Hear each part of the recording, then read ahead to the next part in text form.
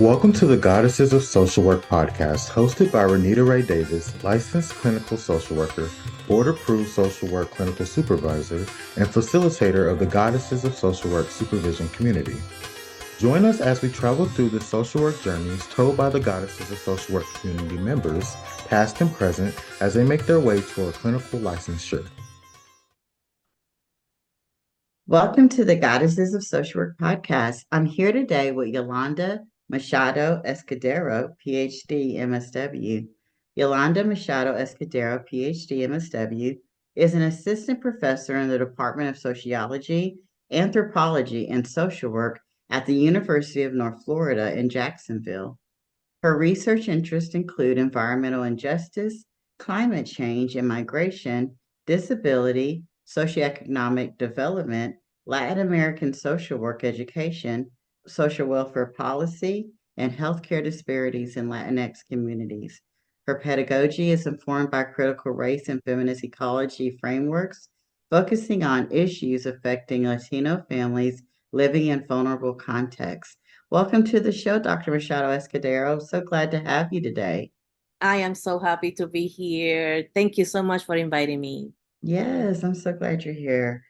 After reading your bio, my first question was, what is Latin American social work? Yes, and I want to add a little bit of context for that. I was born and raised in Puerto Rico, so my bachelor's and master's degree from social work is from the University of Puerto Rico. So Puerto Rico, for a little bit of explanation, in sociopolitical and geopolitical context, we are a territory slash colony of the United States, and we are U.S. citizens. So that kind of puts us in between of what we have been before being part of the United States. We have been part of Spain as a territory, as a colony. So we share a lot of commonalities in terms of language, culture, values, religions that are very similar to other Latin American countries. In that context, we are also influenced especially in social work, by the history, foundations, and practice of social work in the United States. Now, we have seen both in practice, a lot less in research, but because of our circular migration, we have been also exposed to what is to be a Latino, representing a Latin American nationality and culture within the mainland of the United States. And because of that, other social workers that are in academia as me have given a thought on what does this mean to be into this two-pronged educational backgrounds, because we know it's unique and it's different. And how does that inform practice, research, and education? So Latin American social workers, because we have had in our social work MSW program a lot of influence in terms of the books, in terms of what we read, in terms of the people that came to teach to us, in terms of international exchanges that we did as students. It's all reflective of the struggle of a colonized path for Latin American people. Is historic, but it's also current, and it's still happening to this day. So the post-colonial, I don't even want to call it post-colonial, because we're still trying to decolonize. But in this process, we have integrated some of that into our classrooms, in our teachings, and kind of expand that to the students that we see in practice. So we are trying to see if there's a possibility of a model for combining both, to invite people to learn about what is to be teaching and learning social work in Latin America, and practice, but also how does that reflect into the community and the communities that we serve that are of Latino heritage? Not sure if that answers the question, but it is around those areas that we would like to kind of inform, practice through that educational lens from Latin American countries. And one example that I can give you is cooperative movements. Social work in Latin America is very community, very collective oriented. And we have learned, my colleagues and I, that it's not that much so when we come to study in the mainland. So when we see the models of practice and education here, it's more focused into the individual therapy or clinical, nothing wrong with that. But we feel that we are more focused into the community as the client. Does that make sense? It makes absolute perfect sense, and it's so beautiful. And Good. I'm wondering if you could give us an example of what collective or community social work would look like in Puerto Rico. Definitely. I come from a place where everybody knows everybody. And that is something that I've been missing tremendously since I moved to the mainland, because neighbors are considered family as well. So there is this tendency of doing things together, whatever it is. It takes a village, right, to raise a child. But it also takes a village to take care of other members of our neighbors' families. So I grew up with that idea that, yeah, I call my neighbor Auntie Titi because she was considered as family, not blood related, but she helped raising us. She helped with resources for my mom that was divorcing at one point in time. So that's the kind of care that we promote in community, that we feel responsible for everyone that is there, and we're not going to let anyone to go down the hill without us offering whatever help needed. And it's a strong sense, especially in communities that tend to be more marginalized. We can say that this is kind of the survival mode for many communities, that they don't want to be displaced. They want to remain where they are. There's a lot of problems with gentrification in the islands. So that's where you see people kind of coming together. It's defending not only the land and the resources, but also defending the sense of place and space as a community. Absolutely. Mm-hmm. And then my next question then is, okay, here on the mainland and teaching Latin American social work, how are you seeing that reflected in the communities here now? Or do you? We have a long Mhm. way to go. Yeah. Yes. When I did my dissertation, for example, I came with no topic for my PhD. So what I did is, first thing, introduce myself into some Latin American communities, particularly Mexican, because it's the largest community. I was in Georgia at that time, and what I saw reminded me so much of home that I decided this is my adoptive family. I'm gonna eat a lot of tamales, and I'm gonna be, part of this community, even though I had to be also very cautious of my situated dilemma of, not feeling like I have the same experiences, because many of these families were undocumented or underdocumented. So I had to kind of reflect a lot on that and work around my own issues with that. And also, I was very much a resource I try to be a resource for the community in terms of interpreting, in terms of looking for other resources that they did not have or did not have access to. So I truly felt like, no, this is really what I want to see in every community. Like, we are caring for each other. And I saw all these things. I was like, check, check, check, check. I grew up with this and I'm seeing it here. And my dissertation was about that resiliency of women. It was about 11 women that I interviewed. It was a qualitative study that studied that how that resilience became actually activism to help other families that were going through a deportation in their homes.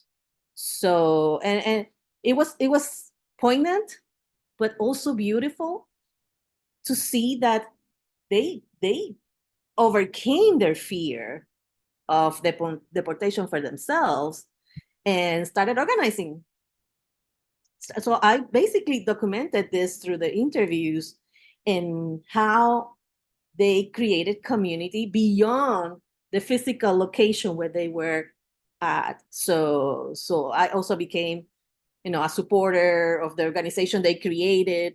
It was really a great experience for me to see it in life, right? Like, this is real and it's replicable, but I think it's just depending on the momentum and depending on the people. So a lot of other things came out of that experience.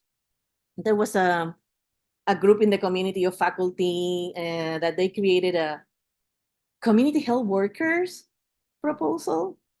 So they started training some of these women and others to be community health workers. We call them in Spanish promotoras de salud. So their goal was to, because they spoke the language and they could be like this mediator between the people and the community, to seek for access for better resources in healthcare. Because a lot of these folks do not have health insurance. And they are afraid of accessing whatever is like free clinics or so, because they fear to be deported. That's the number one stressor in their lives, aside from a lot of them living in poverty. So I was supportive of those women in that program. It lasted like 3 years, but they created the kind of the path for the people to say, I can make a phone call, I can go to this place, and kind of trust the system a little bit. So we got to actually see the demand, the need for more services, for more Spanish-speaking professionals in the communities, and the services and the agencies. So that kind of was a sea change in that area for the families, for the agencies. So it was a multi-level change that we saw. That is absolutely beautiful. And I love that you said it can be replicated. And so that is the work. And I also just want to stop for a moment and just say thank you. Thank you for doing that work, because that is Thank needed you. work. It's needed work and it's hard. That's tough work. And I just want to take a moment just to say thank you for Thank doing that you. work. Thank you. Yeah. Yeah. We kind of started doing it a little. And so, but I'm going to back us up and just ask you, talk to me about your social work journey. How did you get here? How did you find out about social work? And, what is it? Where do you want to go? When I started college at the University of Puerto Rico, what I wanted to be was a journalist. I'm not sure why, but because of my experiences in high school, I saw it as a way to keep people informed. So, and I felt like I was good at that, at communicating. Then I realized, like, maybe not. Because that component of addressing people in their own environment where they were, that is social work. That was not journalism. So So then I kept exploring, and I was at loss at one point in time until my advisor said, "Why not social work?" I'm like, "Oh, okay." Never thought about that, and I started seeking more into it. I finished my bachelor's in social work at the University of Puerto Rico. I went to work, and I started simultaneously doing the master's program in social work. And it was because it was easy. I was agency based in my own employment, so that was really helpful.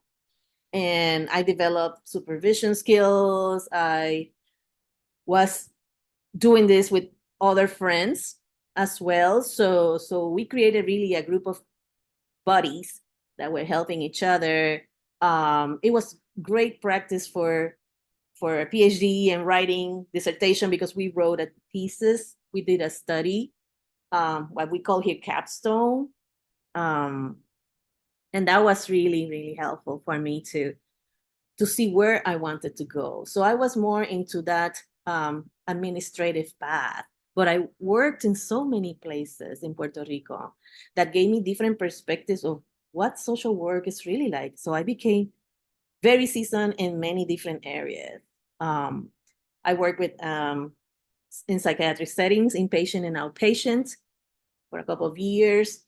I also worked with domestic violence in shelters. I also worked in community, and that's where I saw that this is where I want to be. Doesn't pay great, but just having that opportunity. I was working first in a public housing project, and we were running diverse programs for the residents, and it was a large project. So and I'm sorry I'm calling it project, but that's the way it was called then. So this community was really organized, and they had a lot of volunteers and people wanting to work together. So it was really fertile territory for social workers. So I was supervising social workers, kind of facilitating services for the people, and it was great. I really felt compelled to say, well, maybe the future. I did not know I was going to be leaving the island at that moment. But next experience after that confirmed that, because I was working then with rural communities in Puerto Rico. Puerto Rico is very rural. I don't know if you've been there before, but this island is a lot of beaches, but also a lot of mountains.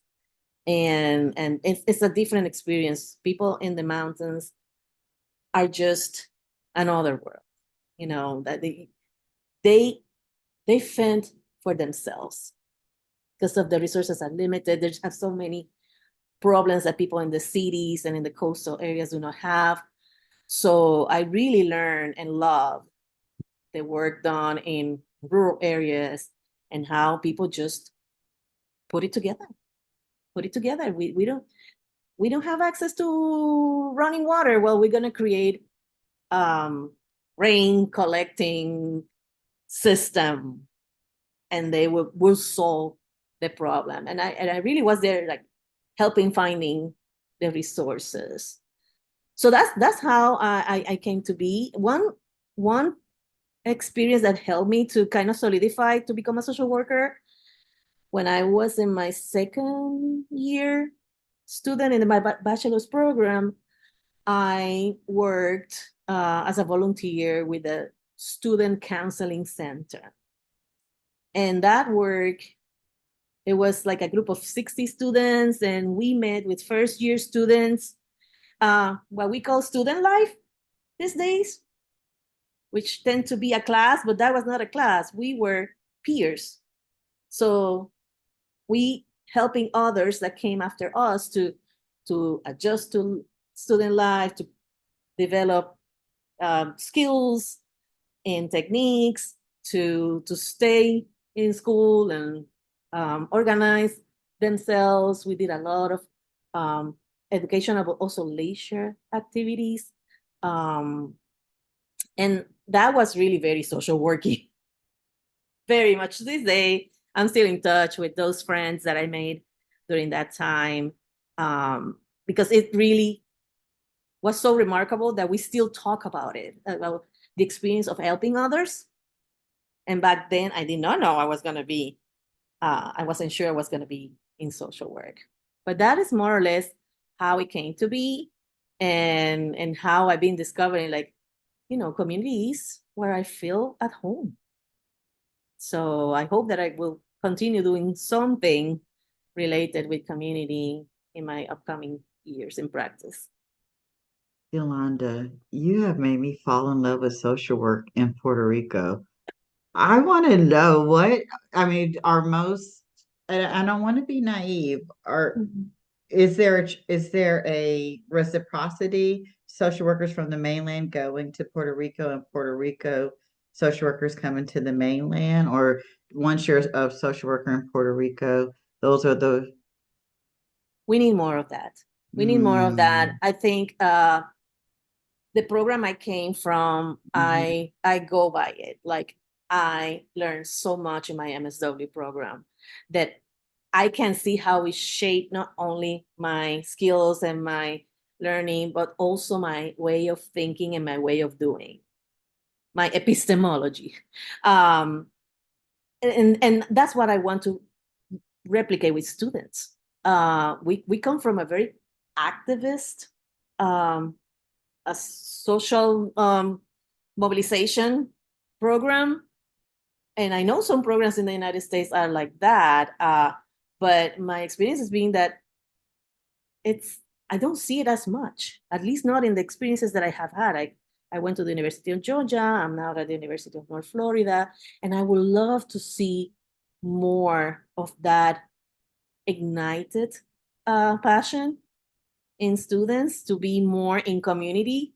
Most of the students that come to social work MSW, they want to be clinicians, but that doesn't cancel out the opportunity to be in community, because I feel that a lot of times those issues, clinical issues that people bring in practice, are magnified in their communities.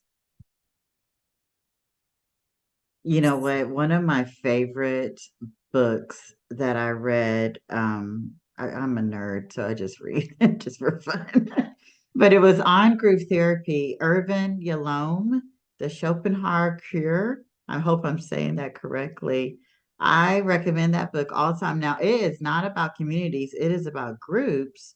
But I mean, what is community but a bigger group? And one of the things I remember him saying was, you know, groups and communities are just the microcosm of we get to work out our issues with groups and community. And when you're in a controlled group or a controlled community, you're able, especially with a social worker or a really good facilitator, you're able to get on a higher frequency or higher vibration of working out those individual issues within the group and community. So groups and community are key. I mean, that's where I make my bread and butter, is in the group setting. So I love this so much. This is so good. And so I heard you say you hope that your work consistently stays or continues to stay within the community settings.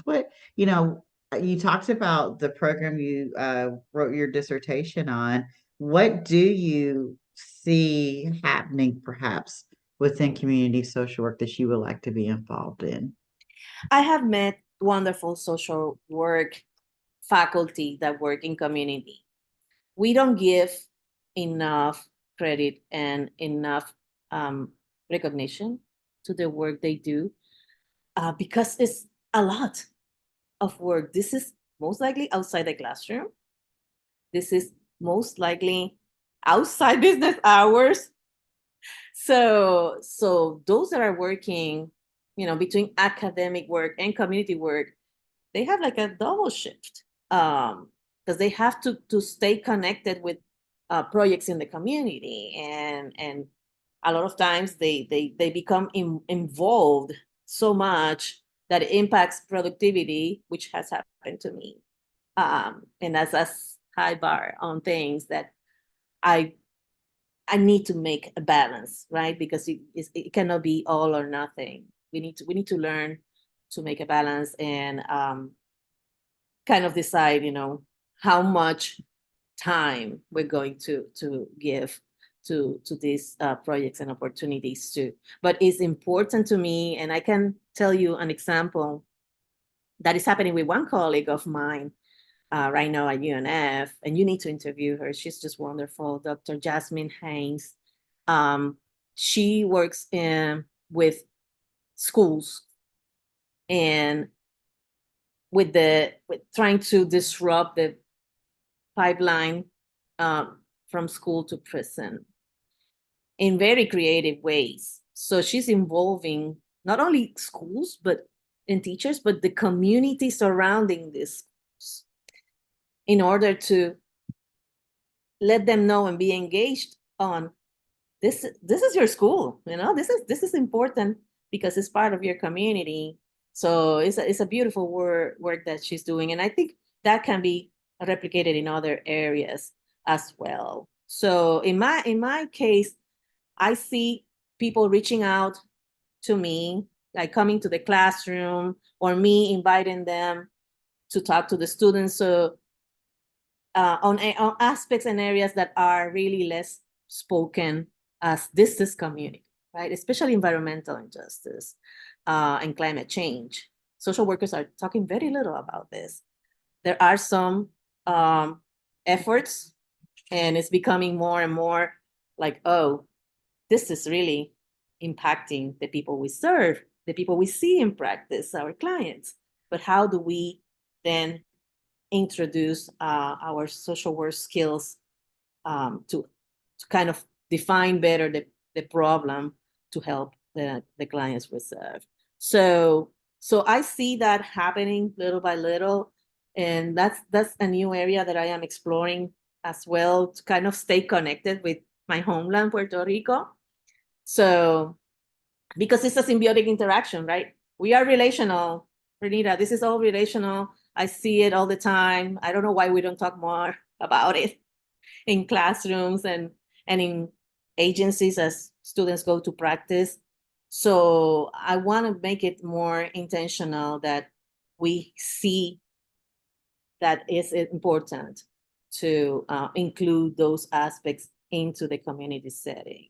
And probably, because my closeness back to Puerto Rico, or because some problems are kind of happening in both places, sometimes at the same time, that's how I feel there is a connection and there's a need for schools of social work and to be more into this areas, educate, be facilitating, which I don't mean it's not happening, but I think I really want to be more part of it. So if that makes sense. It makes absolute sense. And I'm so glad too that you brought up environmental injustice and climate change and social work.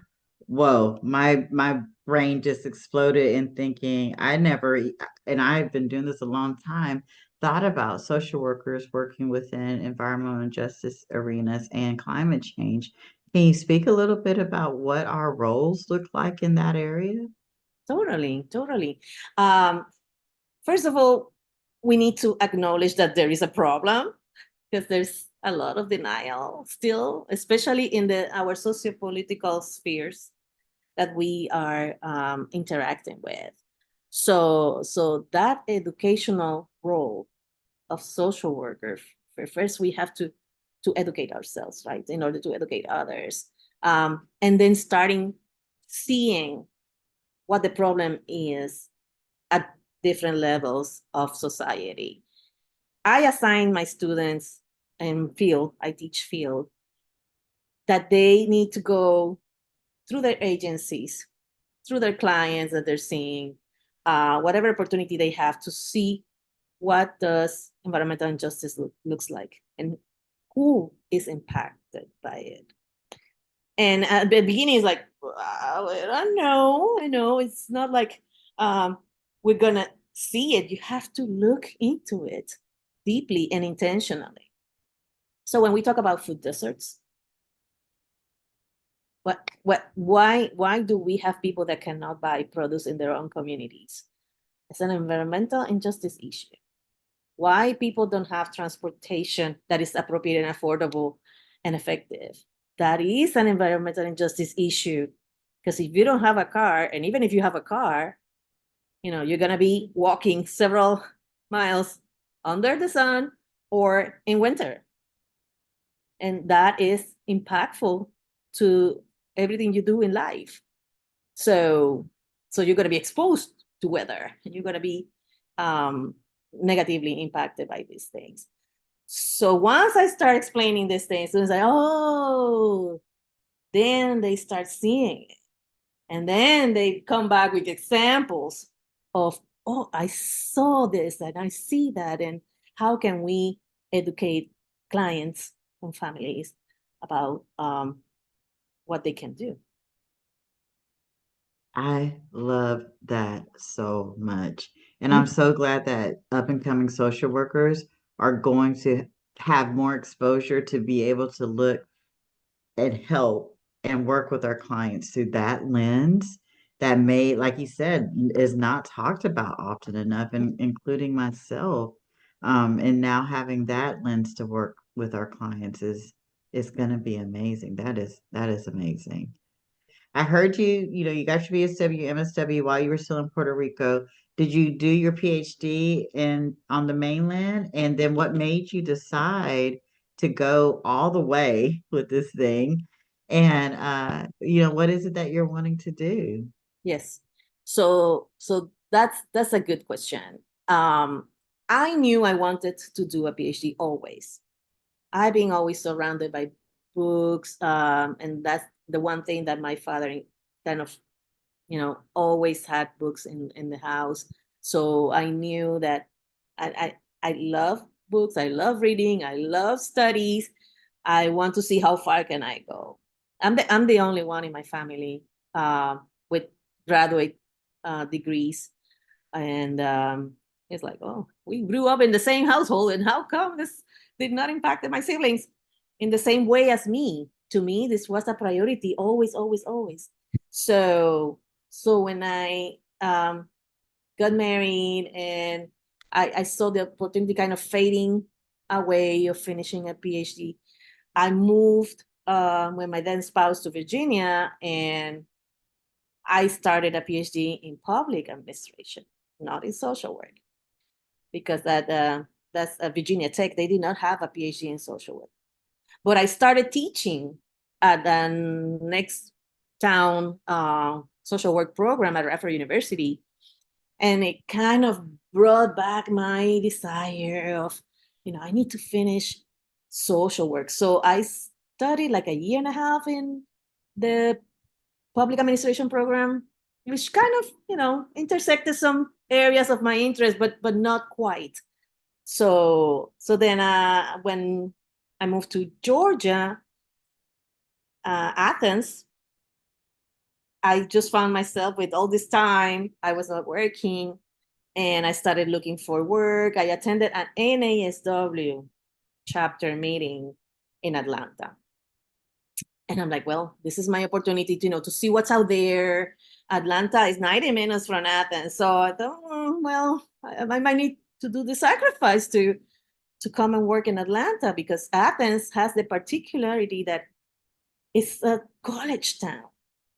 And a lot of people volunteer, a lot of students volunteer in different agencies. So it was not easy to just find a job that will pay well. So Atlanta, there I was, in the lunch that we had that day, there was this man that approached me and said, so you're the only Latina in the classroom. Have you noticed?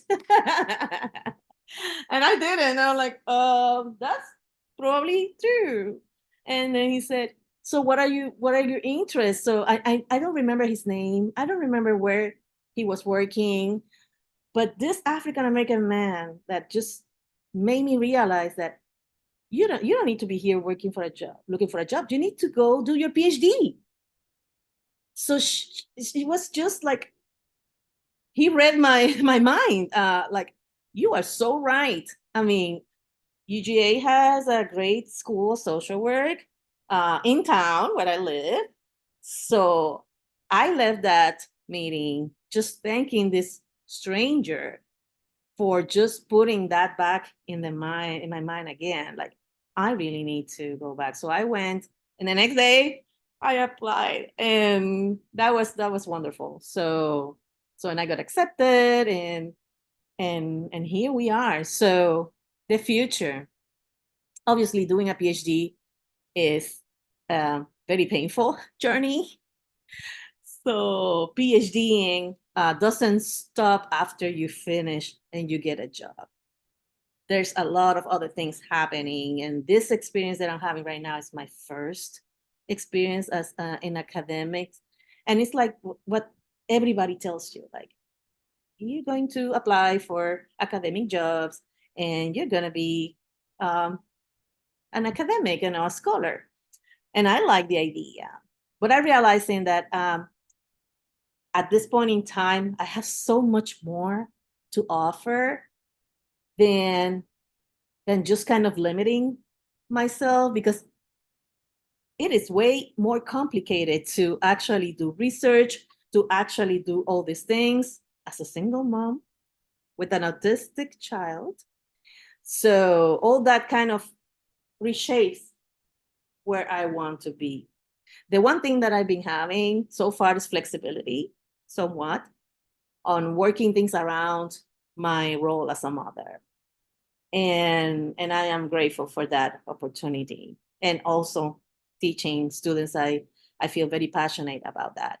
But I do want to see what else out there I can do that is contributing, but also feeding me back.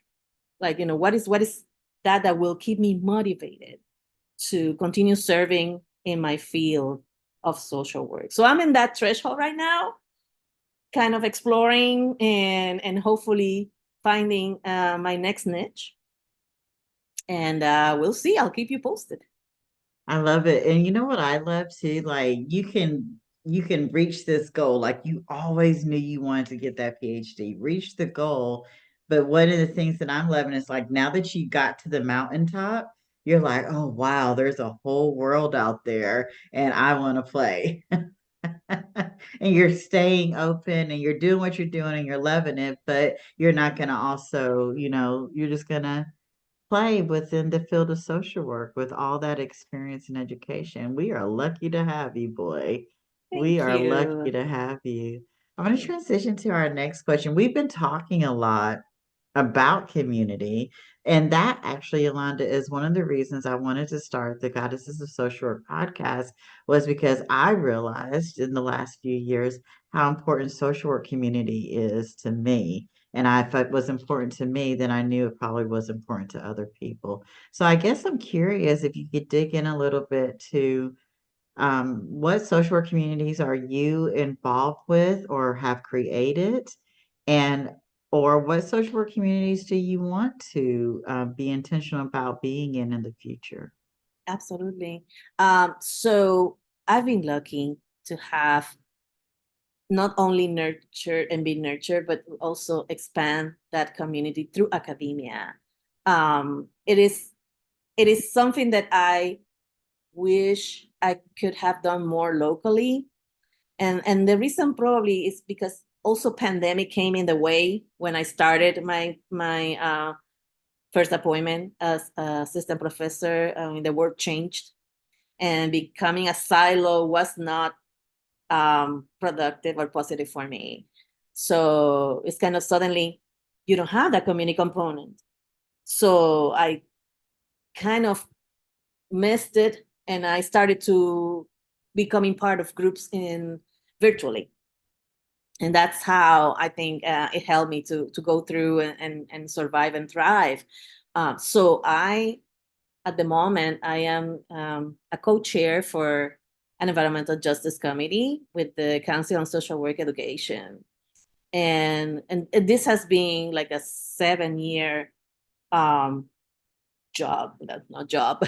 It doesn't pay. It doesn't pay. But it has really allowed me to participate. We co-wrote a book I have written some chapters in books and some articles related to many aspects that are impacted by environmental injustice, environmental racism is huge. So these are topics that I bring also to the classroom because we are working it in our committee. The committee will cease to exist soon because CSWE, the Council on Social Work Education, realized that we don't have a council or a commission dedicated to environmental justice. So now they are going to make a call very soon for volunteers to become members for that council that is environmental justice and human rights. Like it took 70 years, right? To realize like, oh, this is huge. This is very so important. So I'm very happy that I was part of that process.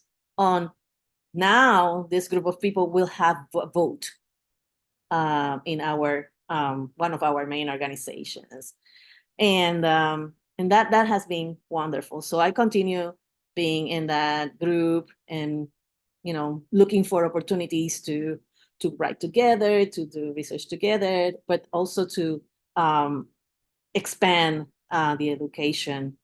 I'm also part of the social work grant challenges, and that is really important to me as a contributor on the environmental justice issues.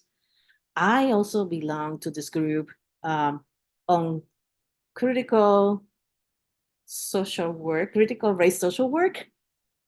And that has been pivotal to kind of seek not only comfort, but also understanding of what is happening in Florida right now with all these dynamics that are impacting education and the work we do, not only in K-12, but also in higher education. And effectively, this past week, colleges in Florida do not have money for DEI initiatives. That means jobs have been eliminated. Programs that have been helping primarily students of color are eliminated. And it's brutal, and it's poignant and it's painful. And sometimes we feel hopeless and helpless in the situation. And students catch up on these things and they bring these issues in the classroom. So that group has helped me to kind of dilute all this, emotional baggage, because people fear for, is my program going to be not accredited? That is a big concern. How safe it is for us as faculty to continue speaking on these issues and not being sanctioned or silenced, because I feel the intentionality is that we have been silenced. Some of us decide to still speak our truth, but thank you. But it's it's tough. It's tough and it's draining, and I think a lot of us are exhausted. So the groups like these are really helping me to kind of canalize that and say, we're not alone in this. There's people from across the nation that are looking at us, and they don't want to become us, but they also want to, make a stand and be of support of what is happening in Florida, that it will be a copycat for other states. Wait for it. So it's imperative that we don't do this alone, that we continue being in these groups. There's a meeting I went this past week on Friday, I think, Sister on Sister. And I will send you that information because it's really a group of academic faculty, women of color, that are trying to support each other in the aftermath of what happened at Lincoln University. So, because it's real, there's so much need for purposive and catered mental health services for faculty in academia. We don't have that. We don't have that. That's why we need to outsource out of our academic settings. And that was really, really helpful for me to see that, yes, sisters are there, to reach out to each other, because today is me, but tomorrow is someone else. And how can I help from my own experience to, hold hands with others that are going through situations like we are right now. Mm. Mm. I'm thinking about Dr. Bailey, and I've been thinking about her for a couple of weeks, and I just want to say her name. I hope I don't tear up. I just want to say her name because it is Please. hard for brown and black women in academics. And I love that the thing that I'm loving right now in this conversation, Yolanda, is that you're not afraid to speak your truth. That even though there's so many external factors that are telling you that you need to be silent, that you should not say anything against anything, especially the state that you're currently living in. And you're like, no, I'm going to still speak my truth, because if I don't, women like Dr. Bailey are losing their lives. I know. And when we take sort of comfort on knowing that things can be done, Mm-hmm. and a lot of times we don't know how to reach out for help. We feel like, there's no one, there's nothing. Mm. And I want to pass that message. There is help. We probably need to create how does this help is going to look like together. So there's a lot of work. But I think And what makes it so difficult, and we were veering a little bit, but I think what makes it, and we were talking a little bit before we hit the record, but I think what makes it difficult is when you're the only one in your department, in your school, in your, building, where you do think that there's no help. And so for us to be speaking up and saying, yes, reach out to me, this sister on sister group that you went to, or webinar you were a part of, and getting the word out about those kinds of things, because on Monday morning when you go to work, you're the only one who looks like you in those spaces, and it does feel very isolating. So I heard you say, you kind of just said it again, especially your students are coming back, they're seeing, they're hearing all of the changes that are going on, and they're coming back and to the classroom, and they're feeling helpless and hopeless. What are you saying to keep hope alive? yeah, we talk a lot about first reaching out Mhm. to not self-care, but again, community care, because it goes beyond us.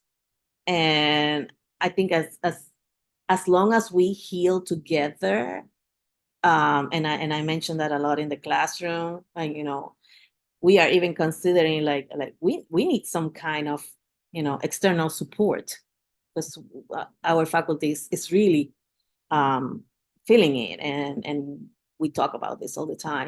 That's what we want on first place, the well-being of our students that are impacted by all these issues. So that's we created like a little questionnaire and assessing how are they feeling, what are the needs, so we can facilitate these conversations with mental health professionals as well, because we all need it. We all need it, and I cannot encourage that enough. We don't have enough resources in our campus or in Jacksonville to address everyone. It should be mandated. It should be mandated. All the professions do that, so that they can check in. I check in with my students every single class. Even if it takes longer, we need to do a member check-in.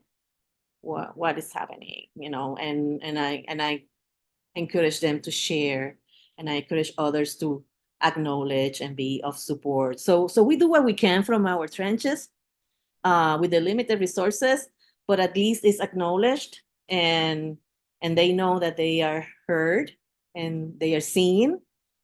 So I invite them every single week, come to my office, reach out, reach out.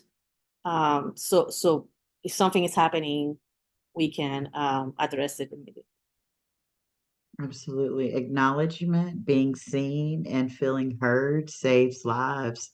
We do it for our clients. We got to do it for ourselves. Yeah, that is beautiful. Thank you so much, Yolanda. That was absolutely beautiful. I'm going to transition to our next question. What is one belief about social work that you started on this journey with that you feel has changed the most? One thing that has changed in social work Mm-hmm. since I started, it's a long career. I got my master's in 1998. So there's some history there. And to this day, I don't know the one thing, because there's a few things that could come to mind, but the one thing is how technology is a gift and a curse sometimes. And we're coming out of that Zoom thing and teaching online virtually, and now it's convenient, right, to have our meetings and field in our online classroom. Coming out of that, because again, my standpoint is relational, and a lot of times I feel students are not getting it when we are meeting online. So we're starting to come back to the classroom as a way to be more attuned and in tune with them. They are resenting it. There's resistance, and I just don't get it. Maybe I'm too old, Renita, but I'm like, I always wanted to be in the classroom. I know it is convenient, and they can be somewhere else doing something else while they are in my online class, but then are they really here with me, with us? It's a lot more difficult to create that um, environment of unity when we are online. And thank you for all these resources, because we appreciate and we use them. But to me, especially in a field class, it feels that we need to be together, in presence, being present, and that is a little more harder when we are doing the online setting. So yeah, I'm just amazed at how we did it. I don't know how we did it. I think students that graduated, I don't know, the ones that started in 2020 graduated 2 years ago. Um, how does that impact their career, right? How are they going to be in the same room, in the same office with their clients, because they took no classes in the classroom at all? So that's the one thing that I feel like, how can we work around it better? I don't know. I don't have an answer. Um, but we need to be very creative and see how we can still make it more personal, more relational. I agree with you. I graduated with my MSW in 99, so we're right there, sister. We're right Yes. there together.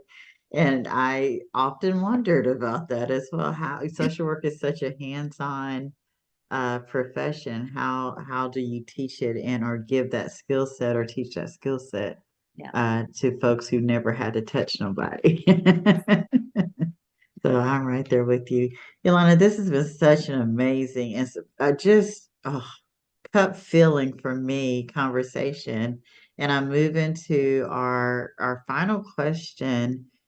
And I think I want to know, how do we attract more of what we want to see within the social work profession? You talked about the need for community and face-to-face interaction and environmental injustice and racism, climate change, uh, Latina American social work. How do we attract more of what we want to see within the social work profession?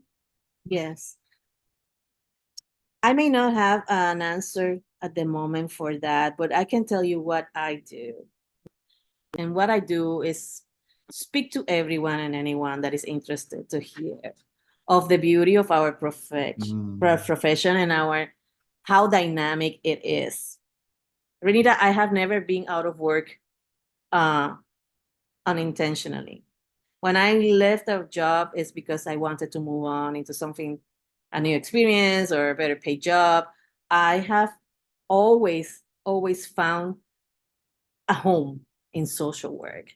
And not only that, I think what we learn is for life and meaning our lives, and how I have been managing situations in life, thanking this profession that had kind of trained me into making it better and knowing that hope is the north of what we do. We always have hope in people and their abilities to overcome adversity, into their desires for a better future, and whatever capabilities they can develop while we are working together. So that is the one thing that I always say, like, yeah, I can tell that it has impacted my whole life, not only in terms of work, but also in whatever life stage I've been confronting difficulties. So yay, social workers. Yay, social workers. Yolanda, I'm going to tell you, I'm in love with social work, but this conversation made me fall in love with it all over again. Oh my goodness. Awesome. I love meeting social workers who are in love with the profession, and you just ooze love for the social work profession. So thank you for doing the work that you're doing and for just showing up with me today on the Goddesses of Social Work podcast. We're so glad that you showed up tonight. I want to thank you, and please keep doing what you're doing. It's much needed. I will be definitely using, at least for field, your podcast. It's really nurturing, especially those first year students that are still struggling on, oh, what is this looking like for them. So they will have that example. Thank you so much, Renita, for having me. Awesome. Thank you for listening to today's episode of the Goddesses of Social Work podcast. We are glad you were here. If you liked this episode, please come back to hear more stories of the journeys through social work, and please leave us a review on Apple or Spotify. See you next time here on the Goddesses of Social Work podcast.